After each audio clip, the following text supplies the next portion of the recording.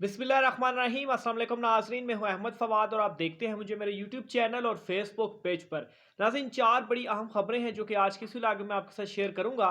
सबसे पहली और अहम खबर यह है कि शहबाज गिल साहब जो हैं उन्हें ज़मानत मिल गई है। इसकी कुछ डिटेल्स मैं आपके सामने रखूंगा।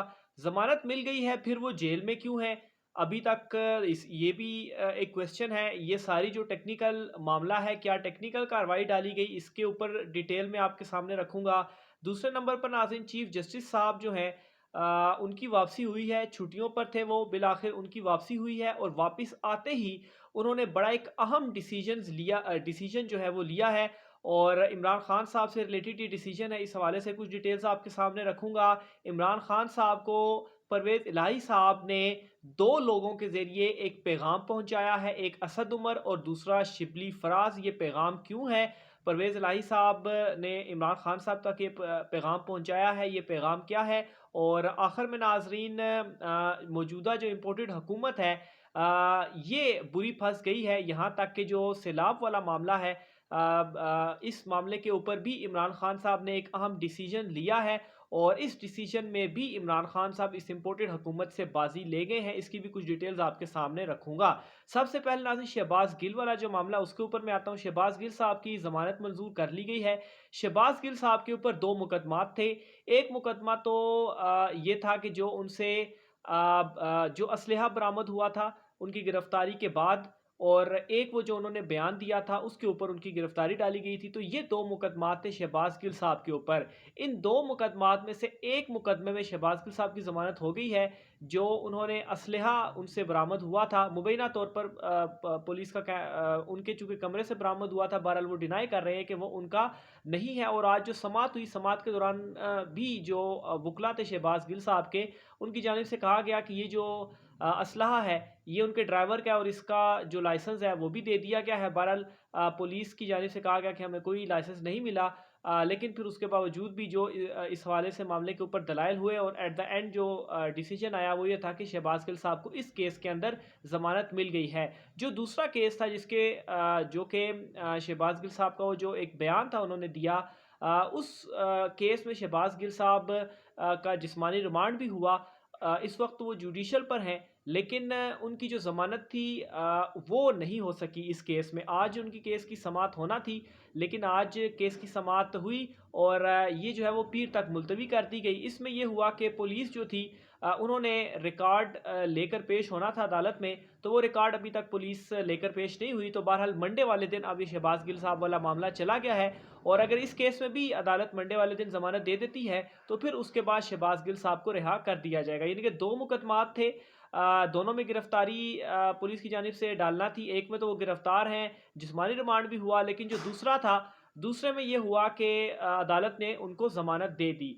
दूसरे नंबर पर नाज़रीन, एक अहम खबर है chief justice Islamabad high court justice Athar Minallah साहब के हवाले से। वो छुट्टियों पर थे।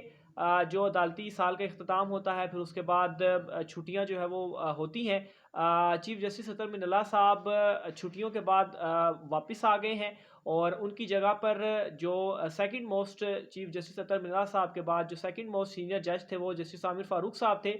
वो कायम मकाम chief justice Islamabad high court थे। बहरहाल चीफ जस्टिस अतर मिनल्ला साहब वापस आ गए हैं और वापस आते ही एक बड़ा अहम डिसीजन भी हुआ है और वो ये हुआ है कि जो बेंच बैठा था, जो बेंच बनाया गया था इमरान खान साहब के हवाले से, जो तौहीन अदालत की कार्रवाई शुरू की गई थी, वो बेंच एक तो चेंज हुआ है और अब चीफ जस्टिस अतर मिनल्ला साहब इस बेंच की सरबराही करेंगे और ये 5 रुकनी बेंच होगा। इस बेंच में एक तो चीफ जस्टिस अतर मिनल्ला साहब खुद होंगे, दूसरे नंबर पर जस्टिस आमिर कियानी जस्टिस आमिर कियानी मोहसिन अख्तर कियानी साहब होंगे, तीसरे नंबर पर जस्टिस गुल हसन औरंगज़ेब साहब हैं और चौथे नंबर पर जस्टिस बाबर सत्तार साहब और पाँचवें नंबर पर जस्टिस तारिक जहांगीरी।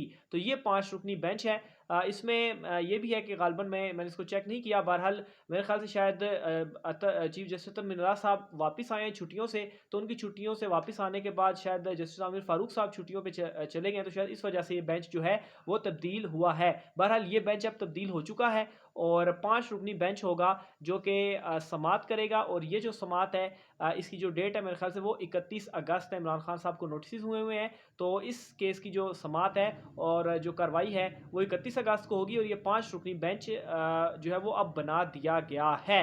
परवेज़ इलाही साहब की जानिब से इमरान खान साहब को अहम पैगाम भेजा गया है। एक तो इन दोनों के दरमियान एक सर्द मोहरी मौजूद थी कुछ मामलात के ऊपर, लेकिन एक पैगाम भेजा गया है परवेज़ इलाही साहब की जानिब से और ये पैगाम भेजा गया है असद उमर साहब और जो हैं शिबली फराज साहब, इनके ज़रिए पैगाम भेजा गया है। और परवेज़ इलाही साहब ने ये कहा है, ये अपील की है, ये दरख्वास्त की है कि सैलाब ज़दगान जो हैं उनके हवाले से इमरान खान साहब खुद सामने आकर जो फ़ंड रेजिंग है वो करें। इमरान खान साहब ने दौरा भी किया है जो सैलाबज़दा इलाके थे उनका, लेकिन मसला ये है कि इस मौजूदा इम्पोर्टेड हुकूमत को कोई भी फ़ंड देने को तैयार नहीं है, इनके ऊपर उन्हें एतबार नहीं है।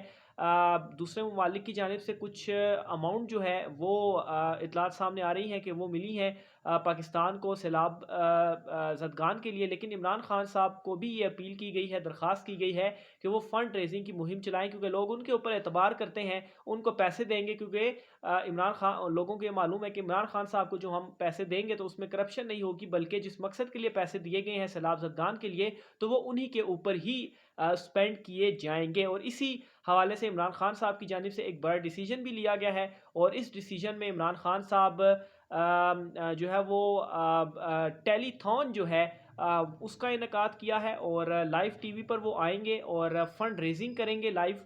और इसके अलावा जलसों जो इमरान खान साहब की जलसे भी शेड्यूल है, जब वो जलसा करेंगे तो उस दौरान भी वो फंड रेजिंग जो है वो करेंगे, फंड्स मांगेंगे और वो सैलाब ज़दगान के लिए फंड जो है वो इस्तेमाल होंगे। अब यहाँ पर नाज़रीन जो इम्पोर्टेड हुकूमत है वो एक बड़ी मुसीबत में फंस चुकी है। वो मुसीबत में इस तरह से फंसी है कि इमरान खान साहब की लाइव तकरीर दिखाने के ऊपर पाबंदी है। अब इमरान खान साहब फंड रेजिंग कर रहे हैं और ये फंड रेजिंग हो रही है सैलाब ज़दगान के लिए और इसके लिए लाइव ट्रांसमिशन चाहिए।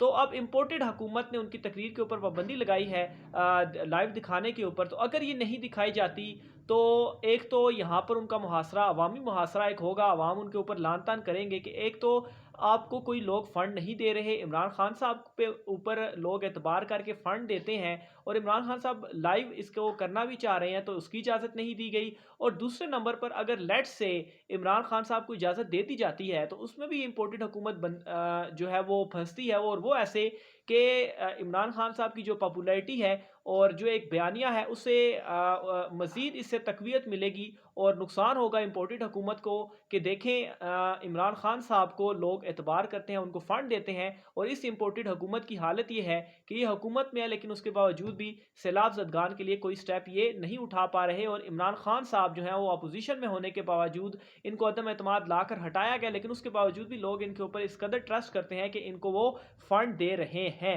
बहरहाल इस हवाले से कुछ इतलात सामने आ रही हैं कि हुकूमती हलकों में इस हवाले से एक मीटिंग हुई है और उसमें ये चीज़ सामने आई कि इमरान खान साहब अगर जो एक हुकूमती फ़ंड मुकर्रर किया गया है, अगर उसके लिए इमरान खान साहब फ़ंड रेजिंग करते हैं और उसमें लोग फ़ंड जमा कराते हैं तो फिर इमरान खान साहब को इसके लिए इजाज़त दे देनी चाहिए, अदरवाइज़ नहीं देनी चाहिए। तो मेरे ख्याल से ये एक बड़ा अहमकाना सा फ़ैसला है। इमरान खान साहब आपके लिए क्यों फ़ंड रेजिंग करेंगे?